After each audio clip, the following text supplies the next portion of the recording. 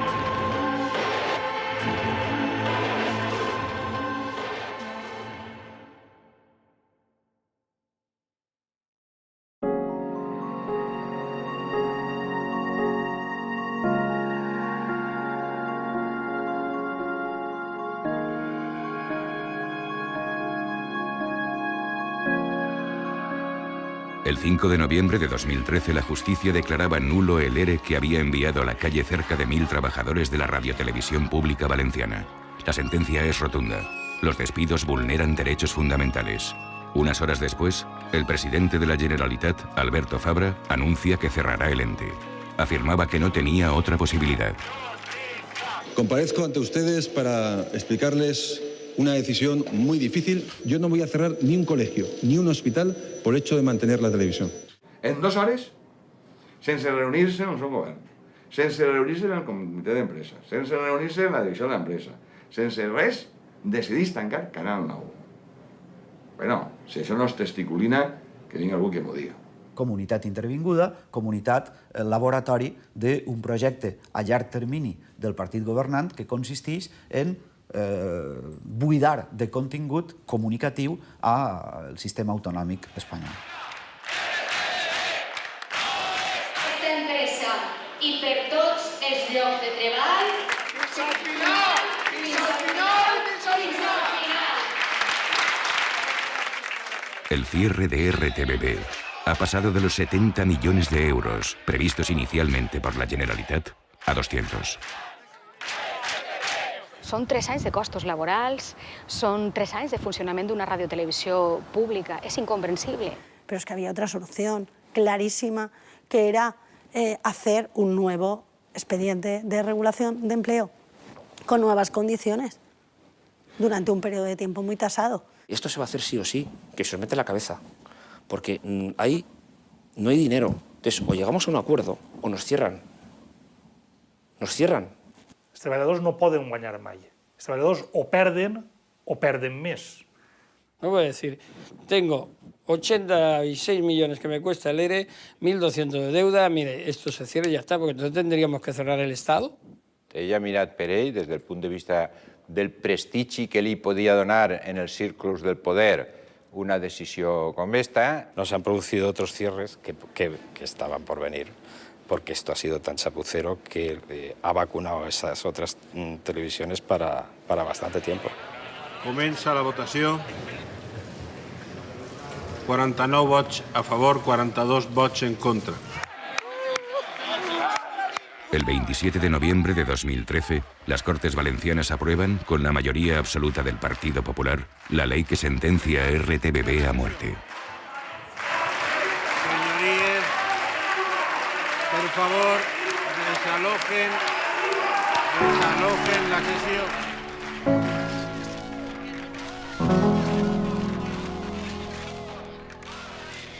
Al tindre majoria absoluta, aplica la lectura única en una llei que ni té aquestes connotacions de catàstrofe ni d'urgència, sinó que simplement jo me'n vull queixir en la meua en menys debat possible.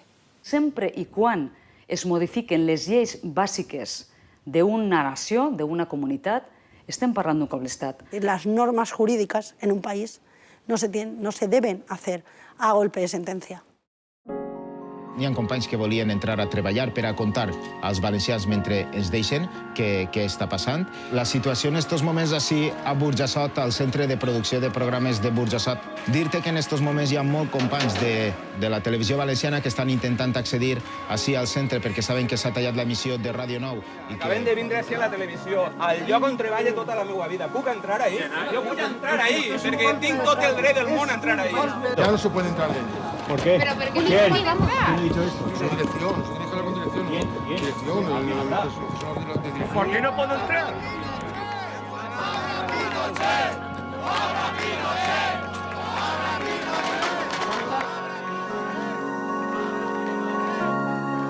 Que soc membre del Consell d'Administració. Volen fer el favor d'obrir la porta? Contéstenme, ¿por qué no puedo entrar? Soy trabajador de esta casa. ¿Por qué no puedo entrar? ¿On estan els diners dels valencians?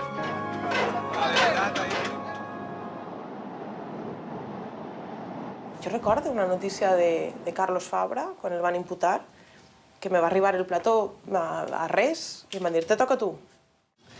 El jutge de primera instància i instrucció del jutjat número 1 de Nules ha acordat transformar en procediment per a juir davant el Tribunal del Jurat les diligències prèvies obertes contra els 13 imputats de l'anomenat cas Nadal. La vaig llegir rapidíssimament i li vaig dir al company, té premi qui l'entenga. El pròxim 25 de juny se celebrarà a Nules una compareixença prevista per la llei del jurat per a concretar la imputació, sol·licitar el sobreseïment o demanar que es practiquen noves diligències d'investigació. I quan vaig acabar de llegir-la, ni yo era capaz de saber el que había dicho. Entre la Generalitat y las direcciones de Radio Nou y Canal Nou, ha habido en los últimos 20 años un intercambio fluido de cargos y nombramientos. José Vicente Villascusa, Jesús Sánchez Carrascosa, Genoveva Reig, Pedro García, Núria Romeral, Josep Lluís Torró, Maite Fernández o Lola Johnson son solo algunos de los que han utilizado estas puertas giratorias. Un polític, quan decideix, col·locar un altre polític al front dels serveis informatius d'una televisió pública, té molt clar el missatge que està llançant. Vol manipular aquesta televisió pública en benefici d'una ideologia, que és la seva. És el procediment que demostra que sí que hi ha una estratègia de comunicació que pretén que allò que discursivament beneficia al poder polític siga el que finalment relata el mitjà de comunicación. Pero el político hoy por hoy no está dispuesto a liberar de contenidos las televisiones públicas que pagan ellos. Bueno, yo es lo que pienso y es lo que sucede. Zambrana va dir una frase terrible quan va arribar al poder. Va dir, Canal 9 es el último nido de rojos.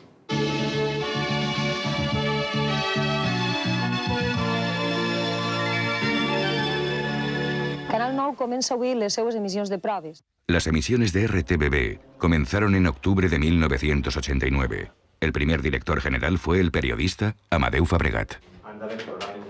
Si recordamos, es que ha sido siempre igual. Las protestas, las críticas de los partidos de la oposición ante el comportamiento de Canal 9 no se produce solo con el advenimiento del Partido Popular a la victoria política. Però me pareix un milagre que la televisió valenciana, que porta un any i pico funcionant... Quan fèiem informatius, el que preteníem d'alguna manera era que el punt de vista de la institució que governava els valencians, la Generalitat, apareguera reflectit i apareguera la gestió que feia la Generalitat. Perquè, d'alguna manera, érem un instrument, érem un òrgan de la pròpia Generalitat. El que sí sé és que la informació que s'oferia era de perfil molt baix i que mai es destacaven les informacions que eixien en premsa i que objectivament delataven comportaments, decisions o accions que no eren bones del Partit Socialista del govern de Joan Lerma. Perquè en aquella època Lerma no tenia un llapis que anava censurant les coses que se feien en televisió, perquè n'hi havia un professional celós de la seva independència i els acerts o errors són d'ell, i no meus, òbviament. Crec que els anys d'Amadeu Fabregat van ser uns anys que, respecte al que va passar després, van ser, diguem, la llavor del que després va passar.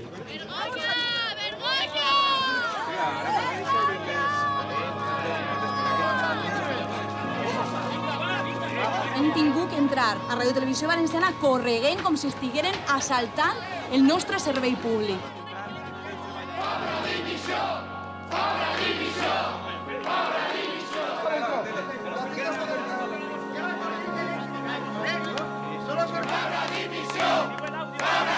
Estan impedint l'accés dels treballadors al puesto de treball. A banda de que estan cercenant un dret fonamental que tenim com a treballadors i com a ciutadans. Som representants del poble. Obriu la porta. Són diputats! Són diputats! Era Enric Morera ahir.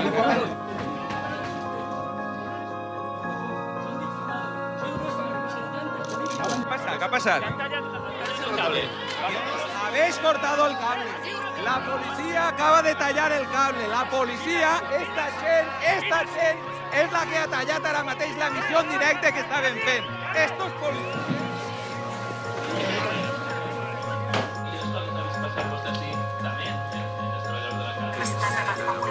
Pensem defensar la nostra base i la nostra tradició fins a l'últim moment.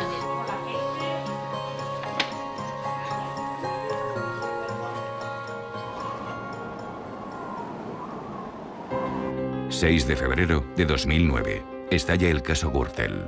El juez de la Audiencia Nacional, Baltasar Garzón, ordena una investigación por una supuesta trama de corrupción en Madrid, Valencia y la Costa del Sol. Gürtel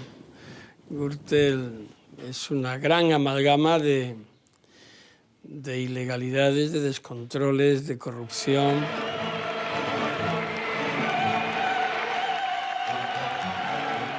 Pronto, las investigaciones judiciales apuntan al que posiblemente es uno de los negocios estrella de la trama: la visita del Papa Benedicto XVI a Valencia en julio de 2006.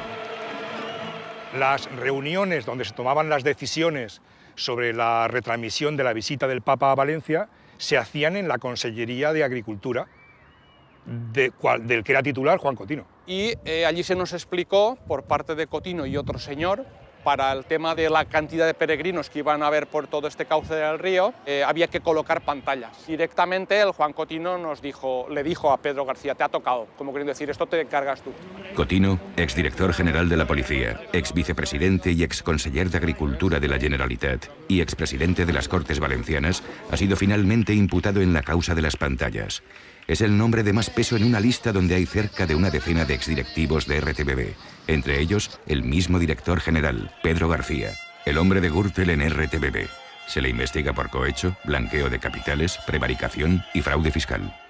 Ell és el que adjudica de forma totalment fraudulenta, segons la investigació, les pantalles per a fer el seguiment de la visita del Papa a una empresa sense cap tipus d'experiència en aquest tema, que era Teconsa, i li ho adjudica per 7,4 milions d'euros, quan en realitat això valia 3 milions d'euros. Lo que nos llamó la atención en dinero, los 7 millones y pico de euros, era cómo un gasto de estas características no lo conocemos, cómo nos llega una factura sin saber que es el presupuesto de Canal Nou quien la paga, y dividimos el dinero por el número de pantallas y nos salía a una cantidad exorbitante. A mí me dijeron fírmalo. Yo dije que no, la primera vez, y la segunda me dijeron fírmalo por orden de, y lo firmé.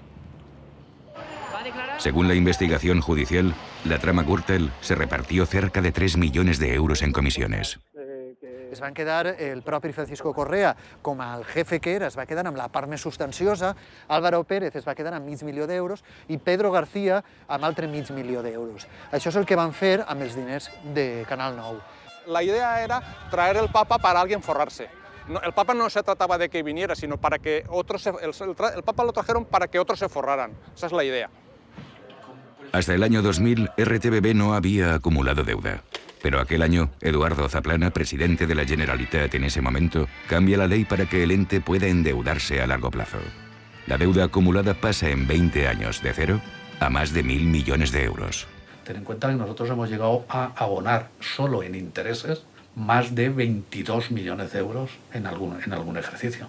22 millones de euros solo en intereses.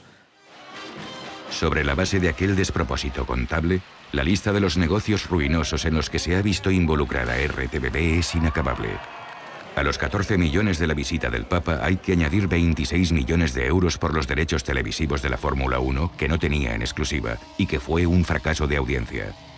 En fútbol, más de 600 millones, de los cuales solo se recuperaron 224 por la venta de los derechos del Valencia y el Villarreal.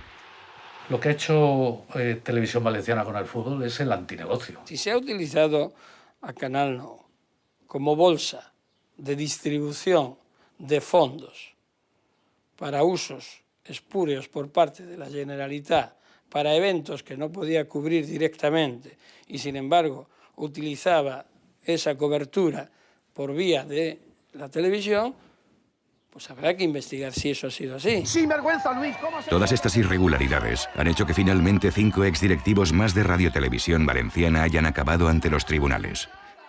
Se les investiga por apropiación indebida, administración desleal y malversación de caudales públicos. Los exdirectivos imputados son Luis Motes, Nuria Romeral, Luis Redondo, Lola Johnson y José Luis López Jaraba. Durante el mandato de Jaraba, director general entre 2010 y 2012, se gestó el ERE que dejaba en la calle al 70% de la plantilla.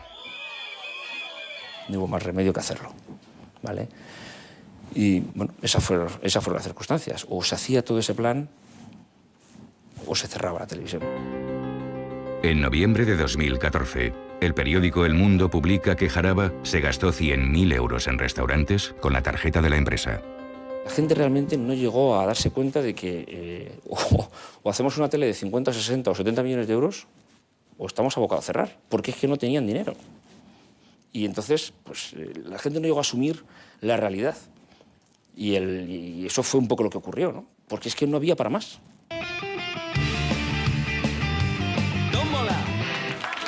En los años de los fastos faraónicos, también era habitual en Radio Televisión Valenciana el trato privilegiado a determinadas productoras audiovisuales, igual que a periodistas o presentadores, la mayoría llegados de Madrid.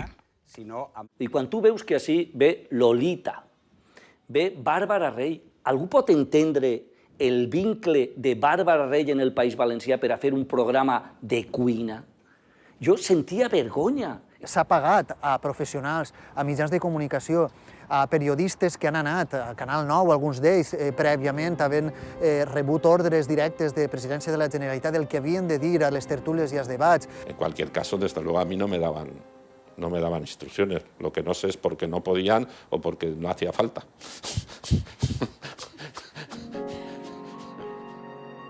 Comunicar-me en aquests moments que les persones que han sigut nomenades com a liquidadors d'esta casa están en estos momentos en control central. Aquí no puede entrar nadie que no esté autorizado. ¿Qué Dios, Nacho? Ve la policía ahora.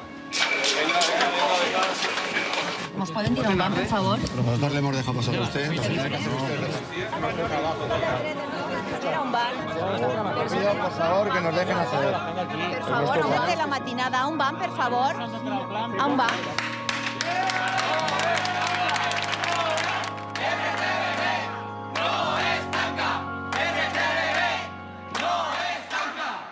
Jure que Aitán com tindre el càrrec de president de la Generalitat. En el Parlamento Valenciano, en la actual legislatura, se han llegado a sentar hasta 10 diputados del PP imputados en casos de corrupción. La factura de la corrupció i els grans events jo la calcule en 12.500 milions d'euros. Aquesta quantitat és pràcticament l'equivalent al pressupost anual de la Generalitat Valenciana. ¡Viva el Papa! Durante los últimos 20 años, la imagen de la Comunidad Valenciana ha sido la de los grandes eventos. La ciudad de las artes y las ciencias ha costado 1.282 millones de euros. Acumula un sobrecoste de 625 millones. La inversión total del aeropuerto de Castellón ha llegado a los 150 millones de euros. El coste de Terra Mítica fue de 377 millones. Supera en más de 100 millones lo que estaba presupuestado inicialmente. En 2012 se vendió el parque temático por 65 millones. La Ciudad de la Luz, cerrada en septiembre de 2014, recibió ayudas de la Generalitat por valor de 265 millones de euros que Europa ha declarado ilegales y que se habrán de devolver. A qualsevol treballador o qualsevol persona que cometa un delicte comú segurament li cau tot el pes de la llei. Els responsables polítics d'aquest saqueig per a les arques públiques segurament se n'aniran sense problemes perquè els delictes estan prescrits. Desde 2008 hasta 2013, la renta per cápita de los valencianos ha descendido un 11% y el Producto Interior Bruto per cápita un 10%.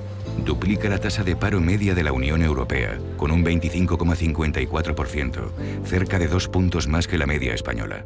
Es la octava con más desocupados de España. El 23 de febrero del 2010 se hace pública la denuncia de 3 periodistas de RTBB contra el secretario general del ente, Vicente Sanz, por acoso sexual. Las denunciantes relatan humillaciones, amenazas y obscenidades. Al ver el estado con el que vinieron, pues que no fuesen capaces de poder volver a la realidad, a poder volver a vivir una vida más o menos normal. Vicente Sanz, el dirigente del Partido Popular Valenciano, grabado diciendo que estaba en política para forrarse, fue durante 15 años el máximo responsable de la política laboral de RTBB. I a més feia una cosa molt ben feta, que era col·locar els afectos al règim en la nòmina de Canal 9. Que això ho feu de cine. Más de 4 años y medio después del estallido del escándalo, Vicente Sanz todavía no ha sido juzgado por estos hechos, que el auto de procesamiento ha considerado constitutivos no ya de acoso, sino de abuso sexual. Sanz se ha jubilado con su expediente laboral limpio y ha cobrado una indemnización de 18.000 euros. Las denunciantes fueron despedidas en el ERE de 2012. Yo hasta que no se termine el tema judicial no voy a hablar con nadie de nada. ¿Y parlar de la televisió? Tampoc. No és un cas de 3 treballadores que han patit abusos sexuals. El cas Sanz és el cas de les 3 treballadores que s'han atrevit a denunciar a Vicente Sanz. ¿Y tú quién eres? Yo treballadores. No, treballadors d'esta casa. Tots treballadors Nosaltres som treballadors d'esta casa. Jo treballo per una altra empresa. Tira per fora. Vostè com entra aquí? Isca.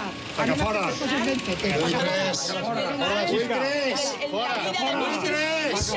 Hola, ¿qué tal? ¿Son ustedes los técnicos que ven a tallar la tele? ¿Ve usted tallar la tele? Han encargat una faena un poc lletja, ¿no? Que es vindré a pagar la tele o qué? Por favor, ¿pueden dejarle tranquilo? ¿Esta persona es la que ve a tancar la tele? No lo sé. Un poc erraere de vostès. ¿Me quiere dejar tranquilo? Sí, home, sí, vaja, si jo no li molesta. Sí, Este home que ha vingut així a tallar la missió, resulta que li diuen Paco Signes, és un veí de Gata, fins i tot sabem el seu malnom, li diuen Paco Telefunken, és un home que es dedica a apanyar teles. Que avui he entrat per primera vegada a aquesta casa, a aquest plató, per a que vostès em puguen escoltar, i ho he fet per una finestra. Que no he sigut l'únic dels seus representants democràtics que ha tingut que entrar a esta casa per una finestra. Els policies que estan entrant per a apagar la televisió. Endavant. De la Generalitat entren en aquest moment per la porta principal de Canal 9. Han vingut fins a la porta, se l'han trobat tancada, ells mateixos l'havien tancada anteriorment. Acaben de dir que Paco Telefunken diu que no tanca Canal 9. Jo prenc la decisió unilateralment de dir me'n vaig per a casa i això no està jo.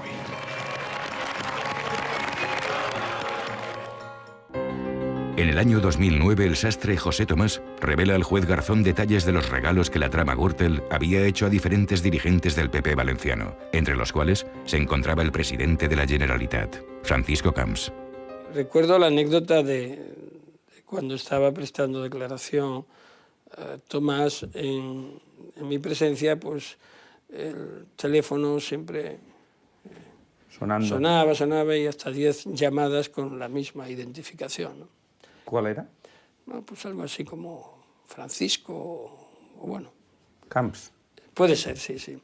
Jo crec que això, en un polític, a pesar del poder que ell tenia i a pesar de que era un home que estava molt fort, va acabar deteriorant-lo, va deteriorar perquè ell no va ser capaç d'afrontar aquesta situació. Lo que se llegó a decir porque le dijo amiguito del alma y te quiero un huevo y tal, pues es una banalidad. Entonces, ¿cuál es la sustancia o no? Bueno, pues le pillaron bien y qué. Eso, pero tampoco es un delito. Es decir, no conozco, porque si fuera un delito mentir. Aquí lo que interesa es, mientras más nebulosa, mientras más engaño y torcedumbre exista, mejor. Y si la gente no se entera, mejor. Y si se entera, que les den, da igual. A partir d'aixòs moments era fonamental controlar tot el que eixia en Canal 9. Van ser moments, crec que, molt lamentables per a la història del periodisme valencià. Francisco Camps s'asseu a partir d'avui al banc dels acusats. A les 10 del matí comença el Tribunal Mientras el caso Gürtel está ya en todos los medios estatales, en Canal 9 y Radio 9 directamente no existe. Es que el tema de los trajes no lo dimos. Es que el tema dels trajes no el donarem perquè és que era un tema del president de la Generalitat. Que en Canal 9 estava prohibida la paraula Gürtel o estava prohibit dir la paraula suborn en el cas dels trajes de Camps, perquè tot el món sap el que és un suborn, però tot el món no sap el que és cohecho. Els valencians del PP per un presumpte delicte de cohecho passiu. La sala que presidís... Si volien donar era en una condició que no isquera el careto de la persona que anava a declarar. En la qual cosa, com se solucionava? Tu contaves el que havia passat en un plató, o sigui, curtíssim, en 30 segons, i a més tens que tapar-ho en imatges de l'edifici. Aleshores és periodismo arquitectónico, que dic jo. ¿Tú estás en condiciones de afirmar que no recibiste ninguna presión desde la Generalitat, desde Presidencia de la Generalitat, para enfocar este tema? Si te dijera que también me llamaron desde otros sitios... ¿Pero de Presidencia te llamaron? ¿De qué presidencia? De Presidencia de la Generalitat. ¿Y de la presidencia de otros sitios? ¿Y de qué otros sitios? Claro, hay muchas presidencias. Es decir, mira, vamos a ver. Hay muchísimas. Vamos a ver. Sí, bueno, vamos a ver. No tantas, no tantas. Sí. Vamos a ver. Yo no me quiero zafar de nada. Tú me has preguntado que si yo respaldo la labor de mis compañeros. Y yo digo que sí. ¿Vale? Y no me tengo que avergonzar de nada. De fet, te puc dir que en alguns casos el periodista deia este tall, el cap d'informatius deia no, este tall no, anem a posar este altre tall, i al final no se posava ni aquest tall ni el tall que deia el cap d'informatius, sinó el tall que a última hora se decidia directament des de Presidència de la Generalitat. Aquí no voy a decir otra cosa que no sea esta. Es decir, yo sí respaldo la labor de mis compañeros en todo momento. Otra cosa, que yo cuando escriba mis memorias diré lo que sea. Camps repite como candidato a la presidencia de la Generalitat en las elecciones de 2011 y gana por mayoría absoluta. Sin embargo, en julio presenta la dimisión. Voluntariamente ofrezco este sacrificio personal para que Mariano Rajoy sea el próximo presidente del Gobierno. Presidente. Feliz Navidad, amiguito del alma. Contarás durante muchos años con mi lealtad, ¿vale? Perdona, durante muchos años, no, hijo de puta, durante toda tu vida. Por eso, tío, es que espero que sea... 6 meses después, un jurado popular lo declarará no culpable del delito de cohecho impropio. Culmina así la caída en desgracia de un político que hacía solo unos años aspiraba a ser sucesor de Rajoy. Jo crec que l'accident del metro és el que provoca que Camps s'allunyi completament de la realitat. Yo ya no me meto en otros aspectos de su gestión política, pero el no recibir a las víctimas de la mayor catástrofe que había en su legislatura, el mirarnos a la cara y darnos una respuesta, es que eso es un presidente. Que no han sabido ver en nuestra tierra un proyecto de futuro y que no han llegado a entender lo que durante todos estos años hemos conseguido, ser los mejores. Yo no quería ir, porque lo que no quería es que la entrevista de las víctimas del metro fuera a través de una reja con un micrófono y que en realidad esa imagen de lo que estaba hablando era del cierre de Canal Nou y yo quería ir a hablar para hablar del accidente del metro. Y además me sentía, personalmente, un poco utilizada a favor de la causa del cierre de Canal Nou. Beatriz, has d'entrar a plató. Anem a continuar parlant. La porta principal està tancada. Perfecto, venga. Adelante.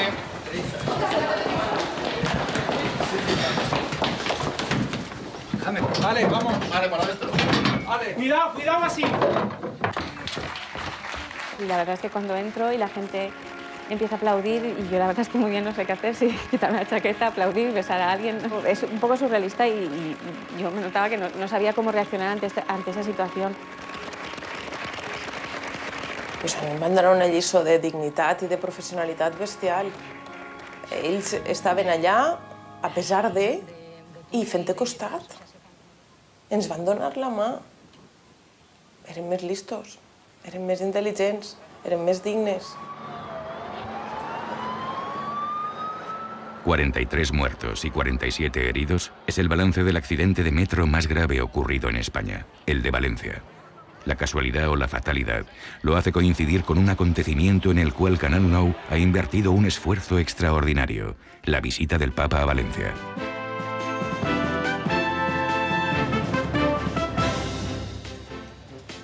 Comença el compte arrere a València, on els gegants i banderes anuncien la visita del papa Benet XVI. I clar, quan de repente descobreixes que l'informatiu obri amb la visita del papa i que la notícia del metro, després de ja certificar-se i confirmar-se que hi havia més de 20 víctimes en aquell moment, vull dir, parle al migdia, víctimes mortals, no arribes a entendre, però com, què passa? I en aquest moment jo fins i tot arribava a pensar que és que hi ha algun problema tècnic. Era molt evident i molt estentori que el que es pretenia amb la visita del papa era tapar la realitat. Sí que jo dic que es va pressionar a periodistes per a que no informaren, periodistes fora de Canal Nou, estic parlant d'empreses privades, per a que no donaren el to o no informaren com estaven informant de l'accident del metro, això puc dir-ho. Es muy frustrante ver cómo se están desde las primeras horas repitiendo las consignas de que el accidente es imprevisible y es inevitable, porque es que es imposible que nadie tenga esa información en ese momento. L'accident va ser fortuït, una combinació de factors imprevisibles que només passa una volta en la vida. Hola, bona nit des de la ciutat de les Arts i les Ciències de València. És una vergonya que Radio Televisió Valenciana arrossega i arrossegarà des del dia que es va passar l'accident del metro.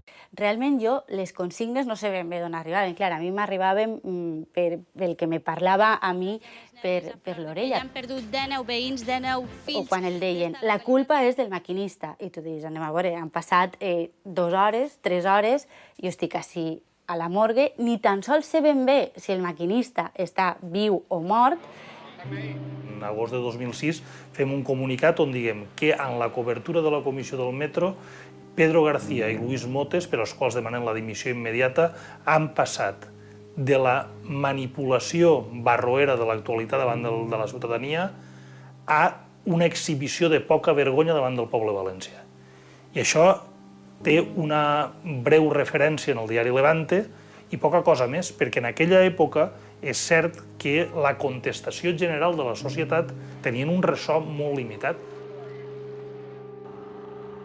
43 muertos creo que de alguna forma nos tenía que haber hecho despertar del shock y creo que a los trabajadores de Canal Nou también. Tenía que haber sido un hasta aquí hemos llegado, o sea, hay cosas por las que ya no se puede pasar. El accidente del metro o el caso Gürtel son algunos de los hitos informativos que han hundido la credibilidad de los informativos y finalmente de toda RTBV. A los trabajadores se les ha señalado como cómplices de la censura y de la manipulación. En un debat de política general, des de presidència se decidia que havia que posar 5 talls. I com el discurs està escrit, te diuen d'aquí, aquí, d'aquí, aquí, d'aquí, aquí, d'aquí, aquí. La nostra feina, i més en un mitjà públic, era haver-ho controlat millor, haver-ho minimitzat més, haver-ho torejat millor. Igual no ho hem sabut fer, igual no ho hem pogut fer. És de veres que moltes vegades, per quedar tan bé davant de no sé ben bé qui, carregàvem molt les tintes. I era com que si tu vols continuar estant al front del que estàs fent o continuar treballant en el que estàs fent, o canvies un poc el to o te'n vas al carrer. Clar que me sentia utilitzada perquè al final jo era la persona que donava la cara i sobre la que repercutia al final o la gent pensava que era cosa meua. I si és un preu que he tingut que pagar. La obediencia debida ya dejó claro el juicio a los militares del 23F que no existe. Hay límites, y yo creo que en Canal 9 se habían sobrepasado todos. Els professionals de Canal 9, els professionals informatius de Canal 9, jo crec que no hem estat a l'altura, igual que no hem estat a l'altura els treballadors en general de Canal 9, però sí que hi van haver denúncies, hi van haver moltes denúncies, més que en qualsevol altre mitjà. No van tindre repercussió o no van valdre per a res de moixina perquè en aquest moment la societat estava absolutament, diguem que, obnubilada. Quan tens una vida depenent d'un sou, quan no es respecta la llibertat d'informació des d'on s'ha de respectar, i és molt difícil que des de baix tu pugues fer, diguem, la contra quan tota la societat és la que ha recolzat aquest poder. Jo estava en el millor mitjà de comunicació de la comunitat valenciana. Uno pensa que algún día cambiará això. Entre las consecuencias de enfrentarse a la dirección de la cadena estaba la amenaza sobre el futuro laboral y, en el caso del personal fijo, la marginación y el arrinconamiento. Lo digne en este cas és anar-te'n i no treballar en esta casa. Ja, claro, però jo per què me n'haig d'anar, no? Que se'n vagin ells. És a dir, és que jo el que vull és això, és canviar-ho, i en la mesura dels possibles s'ha d'intentar canviar, no? Crec que són uns autèntics herois, tant per l'arraconament que han patit com per la indiferència social en la que han viscut tot aquest treball. Després hi ha un sector intermedi que jo crec que és molt nombrós, que senzillament ha estat inactiu, ha callat, i això s'ha fet còmplices dels escàndols que s'han anat succeint increyendo en la casa.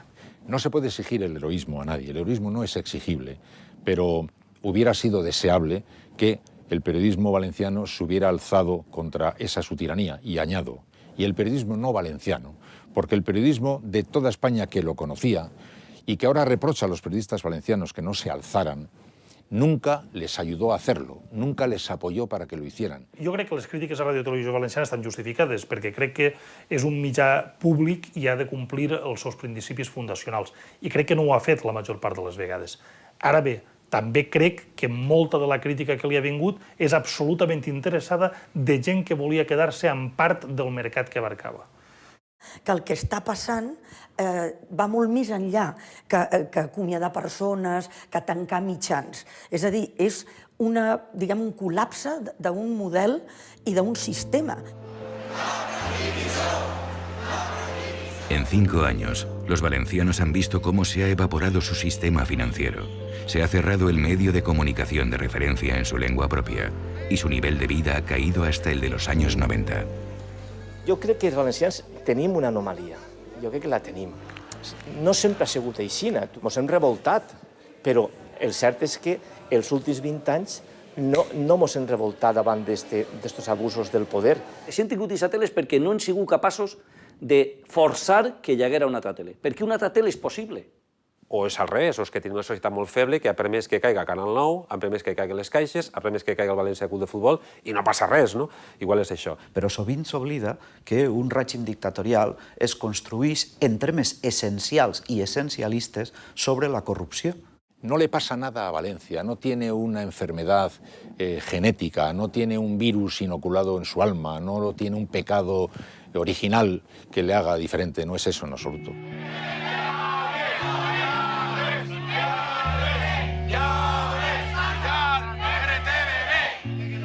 El tancament de Ràdio Televisió Valenciana és l'arranc d'un experiment. És un pas en la centralització també comunicativa de l'Estat. I està fent l'experiment allà on pot fer-lo, allà on no hi ha capacitat de resposta.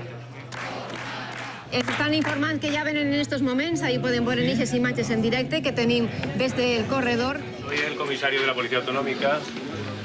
Tengo una orden judicial del juzgado de instrucción número 1 de Paterna para el desalojo de las instalaciones. O sea que si son tan amables, les ruego que pacíficamente abandonen esta zona. ¡Vergoña! ¡Vergoña! Y siempre cuando se cierre un medio de comunicación, tanto como cuando se cierre un periódico o como se prohíbe un libro, siempre eso significa que algo va mal en cuanto al respecto a los valores democràtics.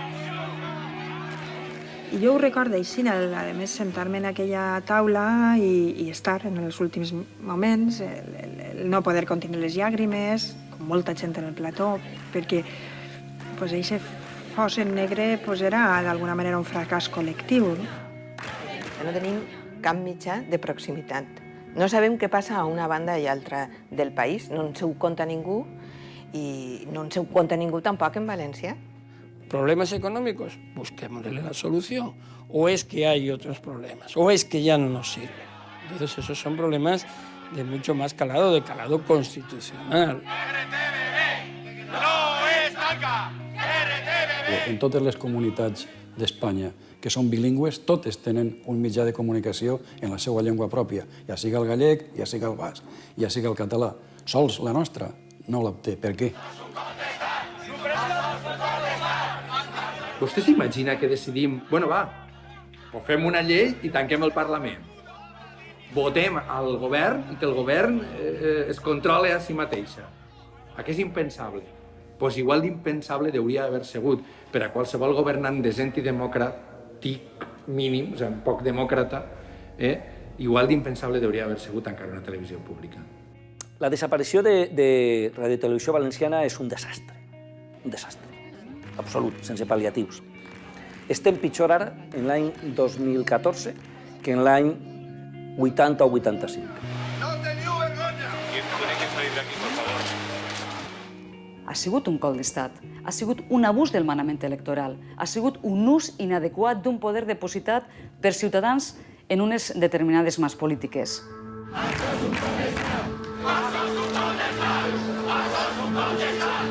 cantidad de policías que tengo aquí.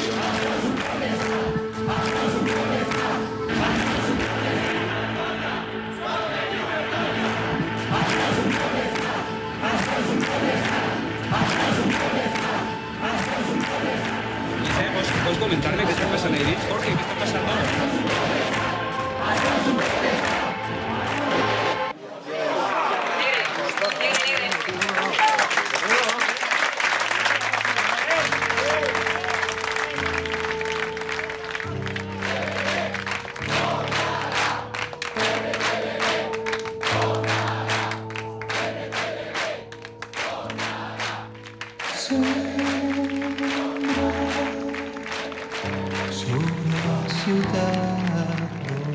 I estem units per aquest objectiu.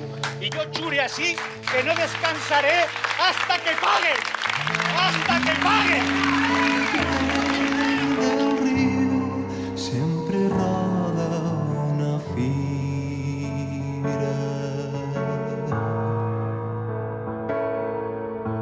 Pare, no vull créixer en la vida. Que diuen que en fer-te gran veus que tot és mentida.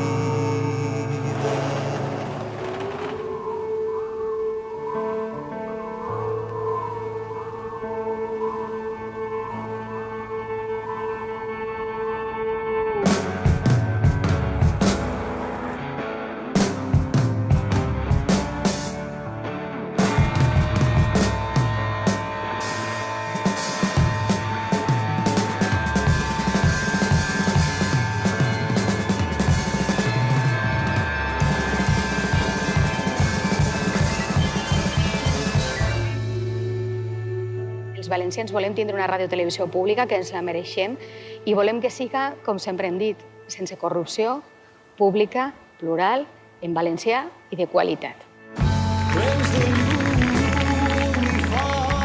Això es perseguirà per sempre. Vergonya!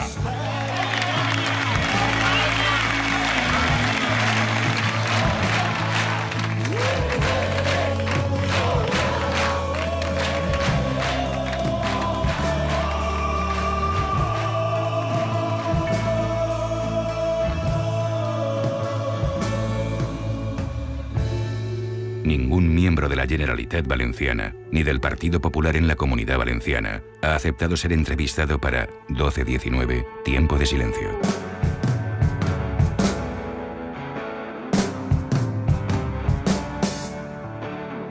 Wednesday, you